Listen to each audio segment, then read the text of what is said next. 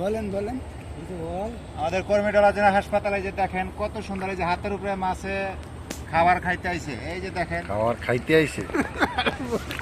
কত মাছ, এই যে দেখেন, এই যে এই যে এই যে এই যে এই যে এই যে মাছ উড়ে ফেলছি হাতের ভিতরে, দেখেন কত মাছ।